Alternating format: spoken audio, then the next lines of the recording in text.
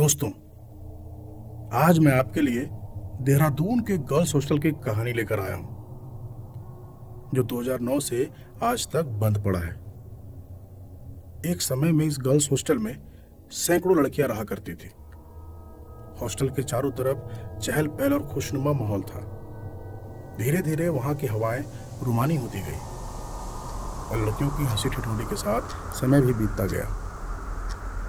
पर उन लड़कियों को ये नहीं मालूम था कि उनके खिलखिलाते चेहरे किसी की नजरों में गड़ता जा रहा है। एक रोज की बात है, रात के 11:30 बज रहे होंगे।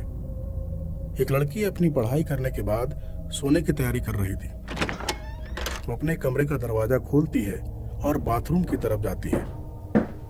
उसे हॉस्टल में किसी दूसरे कमरे से लड़के की आवाज सुनाई पड़ती है। ऐसा लग रहा था कि वो किसी से बात कर रहा हो। उसकी बातों को सुनने के लिए वो उस कमरे की तरफ बढ़ती है।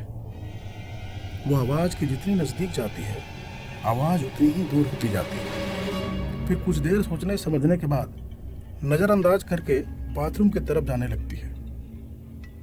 हॉस्टल की सारी लड़कियां सो चुकी थी, इसलिए किसी भी तरह का शोरगुल नहीं था। लेकिन आज हवाओं की सरसराहट कुछ अजीब सी थी और उसके बदन में आज अजीब की सिहरन महसूस हो रही थी। अब तक वो बाथरूम के अंदर आ चुकी होती है। उसकी नजरें मानो चारों तरफ एक समय ही देख रही हो। वो चाहती है कि बाथरूम का दरवाजा बंद करें, लेकिन हिम्मत नहीं कर पाती। अब उसे काफी डर भी लगने लगा। उसकी हालत बहुत खराब हो गई। वो कुछ सोच नहीं पा रही थी उसे क्या करना चाहिए। बस वो जल्दी से अपने कमरे में जाना चाहती थी। तब उसको ऐसा एहसास होने लगा कि उसके पीछे कोई खड़ा है। तुरंत डर से वो अपनी सांसों को बंद कर लेती है और वहां से भागना चाहती है। तभी एक जोर के धक्के से वो लड़की वहीं फर्श पर गिर जाती है और उसके गिरते ही बाथरूम का दरवाजा भी बंद हो जाता है। वो जोर जोर से चिल्लाती है, लेकिन ऐसा प्रतीत होता है कि उसके कंठ से उसकी आवाज ही नहीं निकल रही। उसे ऐसा एहसास हो रहा था कि उसके दोनों हाथों को किसी अदृश्य शक्ति ने जकड़ रखा हो। इससे पहले कि वो कुछ समझ पाती, वो लड़की वहीं पर बेहोश हो जाती है। सुबह होने पर जब उस हॉस्टल की एक लड़की उस बाथरूम में जाती है, तो वहां की हालत देखकर वो घबरा जाती है। वो देखती है कि एक लड़की खून से लथपथ बाथरूम के फर्श पर पड़ी है। उसे देखकर लग रहा था कि उसके साथ कुछ बहुत बुरा हुआ है। ये बात पूरे हॉस्टल में आग की तरह फैल गई। हॉस्टल की सारी लड़कियां अब डरने लगी थी।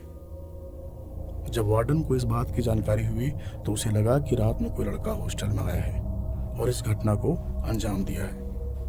लेकिन वार्डन ने हॉस्टल की लड़कियों से इस बात को यहीं पर दबा देने को कहा, ताकि किसी का नाम खराब ना हो, और साथ ही हिदायत भी दी कि ये बात हॉस्टल से बाहर नहीं जानी चाहिए। अगले ही दिन वार्डन ने गेट पर एक गार्ड को नियुक्त किया और खुद हॉस्टल में निगरानी रखने लगी।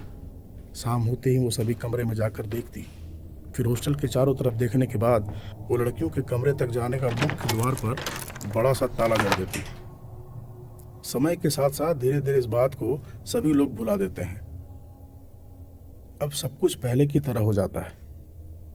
लेकिन ये खुशनुमा माहौल उस हॉस्टल में ज्यादा दिन नहीं रहता। उस घटना के महज 17 दिन ही हुए होंगे और फिर से हॉस्टल की एक लड़की ठीक उसी तरह बाथरूम के फर्श पर उसी अवस्था में मिलती है जैसे कुछ दिन पहले वो लड़की मिली थी। और इसी तरह एक एक कर हॉस्टल की लड़कियां उस अदृश्य शक्ति का शिकार होने लगी। अब तो लगातार हो रही इस घटना से हॉस्टल की वार्डन भी डर गई। फिर गार्ड ने वार्डन से आकर इस बारे में बात की। उसने बोला कि लगता है इस हॉस्टल में किसी बुरे आत्मा का वास है, लेकिन घबराने की जरूरत बिल्कुल भी नहीं है, क्योंकि मैंने तंत्र मंत्र की विद्या ले रखी है और मुझे आत्मा को वश में करना आता है। फिर वार्डन की अनुमति से वो हॉस्टल में गया और अपने तंत्र मंत्र के सहारे उस आत्मा को जानने की कोशिश करने लगा। कुछ देर बाद जब वो बाथरूम में गया, तो बहुत ही घबराता हुआ वो भी वापस आ गया और वार्डन से कहने लगा कि अब इस हॉस्टल से सभी को बाहर कर देना ही उचित है। वार्डन के पूछने पर गार्ड ने बताया कि यहाँ एक बुरी आत्मा है जो बहुत ही शक्तिशाली है। इस पर किसी भी तंत्र मंत्र का कोई प्रभाव नहीं पड़ने वाला।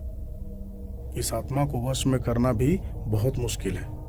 और उस दिन ही उस हॉस्टल को पूरी तरह से खाली करवाकर बंद कर दिया गया।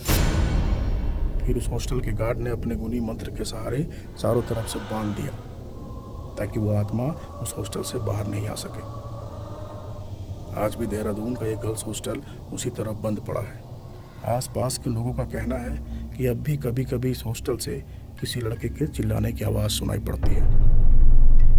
तो आज की इस सच्ची घटना पर आधारित कहानी को आप में से कोई पहले भी सुने हो तो हमें कमेंट बॉक्स पर इसकी जानकारी ज़रूर दें।